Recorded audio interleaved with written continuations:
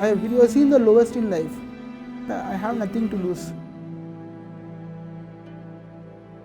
You do the right things and you stand by it, and you need not worry about anyone.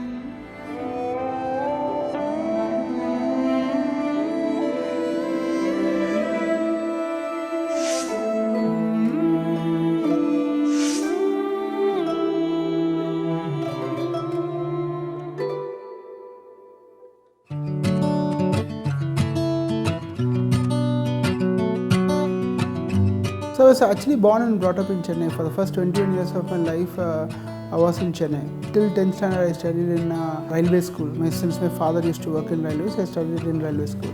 I used to play a lot of cricket. I used to have a lot of friends in and around my home. So what happened was, I borrowed a compass from some of my friend, and he was sitting 3 desks away. And then he asked the compass, I just threw it, it went and struck on top of his head. But nothing really happened, but still the teachers gathered around and gave me a lot of galis and made me kneel down in front of the complete school. Called my mom and dad and said, naughty, naughty, naughty, naughty, naughty. I've never seen such a naughty kid in my life. But somehow I study also.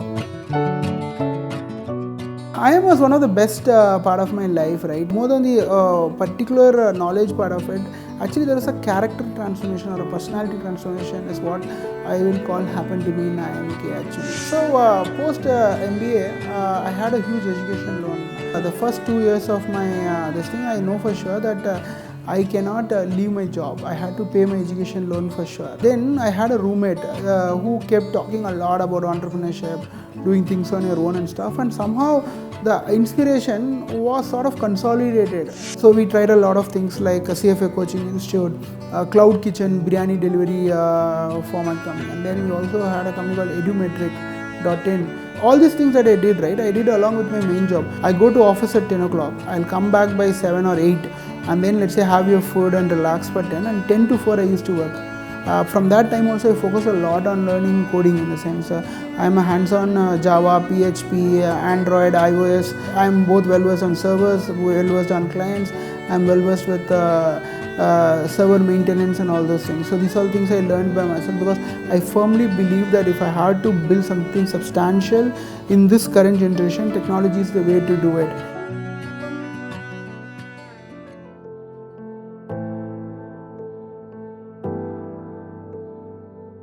My previous startup was called eduraft.com, right? When actually we ran it for a year and a half, and when we really sort of closed it, I was left with nothing in life. In a sense, I was like only having like some 500 rupees with me, 567 rupees I had, and that's the money with which I had to rebuild my life. Neither no one was there to support also, and it was like I was also going through a big personal tragedy. Right? At that time I felt like everything in my life, whatever I had, whatever I got, whatever I built, everything was lost. Right? From that hopeless situation we started coming back. அப்புறம் ஒரு நாள் நான் ஜாபை quit பண்ணிட்டு வந்துட போகிறேம்மா அப்படின்னா, என்னடாப்பா இந்த மாதிரி வரேன்றியே, நான் வந்து அழுதுகிட்டே இருப்பேன். நல்ல படிப்பை விட்டு நல்ல ஜாபு அப்பயே கையில் நல்லா ஏர்ன் பண்ணிகிட்டு இருந்தான். இந்த மாதிரி வந்துட்டானே அப்படின்னு. நீ கவலைப்படாதம்மா, நான் வந்து என்னுடைய இது வந்து ஆண்டர்ப்ரனர் ஆகணுன்றது கண்டிப்பாக நான் அச்சீவ் பண்ணுவேன் அப்படின்னு.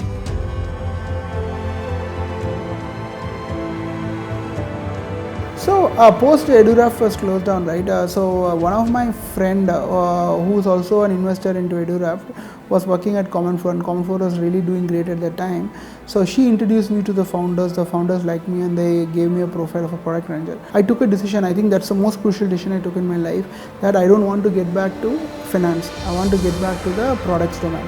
A year later, Common4, that product was not fitting into the core strategy of Common4, and they wanted to shelve that project. That time I decided to move out of Common4, and I got in touch with Raghu from Taxi for Sure. So I joined Taxi for Sure as the head of mobile products, and it was like a crazy journey, I will say. In 2015, I think that was the time when Taxi for Sure was sold to Ola. The Ola offered a crazy amount of salaries to retain people, but still the attachment to Taxi for Sure never allowed me to continue with Ola. All the product managers who are there, we quit and we started NinjaCar. If you get your team right, you can change your idea, figure out ways, figure out directions and make it work. So then the first thing I realized is, let me form a great team.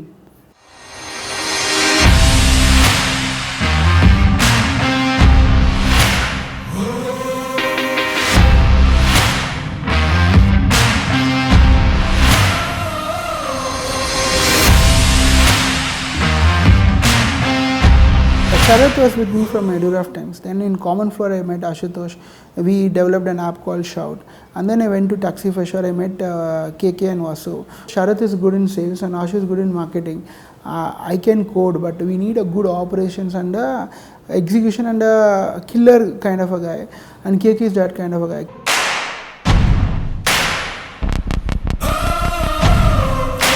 The day KK resigned, at the last day of KK, right, he came to me and he asked only two questions.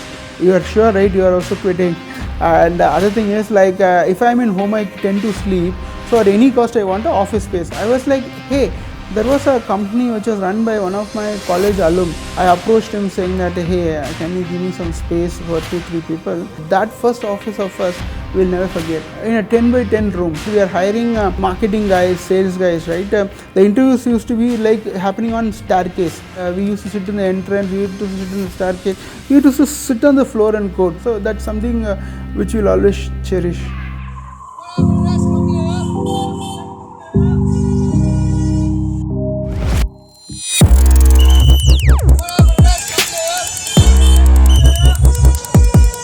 Let's fundamentally work in the market and understand how the market works and try to replicate the exact same so that we could build a parallel market.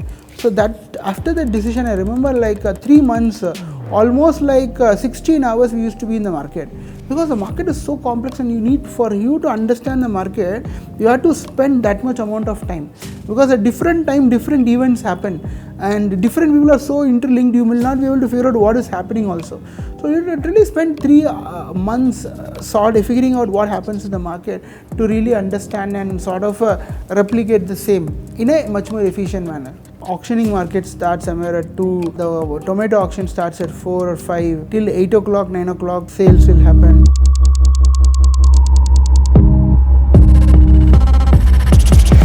To decode the tomato auction itself took us like 1 month, right? Because in the auction no one calls anything. The guy who's auctioning will say 30, 40, 50, 60, okay, he will keep on increasing the price. No one will really bid for it, but he'll keep on increasing and finally we'll give it to one guy. We were like, how does this happen? Such a huge amount they're buying, they actually pour the tomatoes, and by that speed at which the tomato flows, you have to assess the quality and you have to place the bid. These guys have so much knowledge about the market, and this is some of the greatest learning we have. So it was like a crazy journey. I'll call it the first year of or the complete 2016 was a crazy journey for us.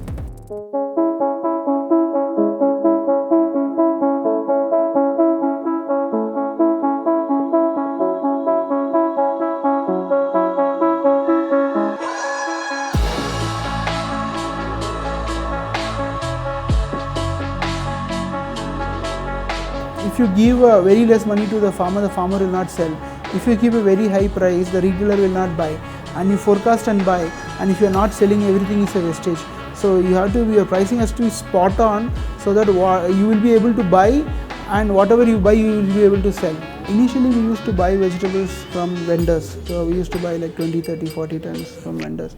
It was easy buying. At one point of time, the vendors were not able to give us more, because they also have a bandwidth. Then we started figuring out farmer purchases for all of those items. We had to go and buy from farmers to really grow, but the vendors started understanding that if NinjaCart buys from farmers, they will not buy from us. So they were like, if you buy from farmers, I will not supply. It was like a kind of a deadlock. As and when we started procuring from farmers, even though we offer more price than the market, farmers are not selling to us. It was like a nightmare for us to figure out why the farmers are not selling to us. Trust. It all boils down to trust. You have to first, when you go into a village, the first and the foremost thing you have to build is trust. Even you convince 2 farmers, 3 farmers, it's fine, but to convince them with trust. Stand up to it. The whole systems will stop working if I don't pay the farmer the next day. That's a religious thing for us. We have to pay the farmer the next day. That's a promise we give to the farmers, and we have to stand by it. Crazy incidents used to happen. There was a lady's finger supplier, I still remember that. He understood this, and the last SKU we took was lady's finger, and he understood this and he made sure we are not able to shift, right? But then we figured out a way and we started buying from farmers. He came and threatened us, don't buy from farmers. He said our business is to buy from farmers, we have to buy from farmers. One day he followed our trucks.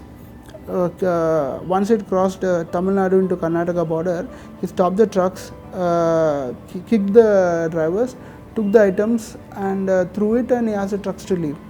So we came to know about it by around 9 o'clock in the night, and we were like so angry, how can he do this to us? Then we took a car, like some 10 people of us, went to his place, 2 o'clock, woke him up from his home and told him, you cannot do it. Okay, he said, hey, I know MLA, I know MP, I know police. I said, like, you can know anyone, but you cannot do this to us. If you want to call the MLA, MP, police, whatever you want, you call it now. But next time you hit us, right, we will also not keep quiet. See, I am coming to Krishnagiri at 2 o'clock and waking you from your home. I don't have any fear. You might have political connection, you have police connections, but the one thing I don't have is fear. It's my business, I do it the right way, you do it the right way. If you don't do it the right way, I have a problem with it. After that, he never came in our way. So, the one thing is we took head on with all those problems and we solved it. And right now, no one thinks to mess with us.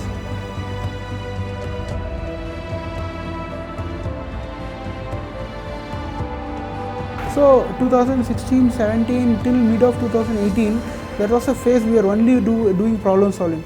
The entire logistics model of NinjaCart took around 1.5 years to 2 years to evolve to what it is currently. Mid of 2018, when we believe that we are solved most of the problems, we saw an exponential growth actually.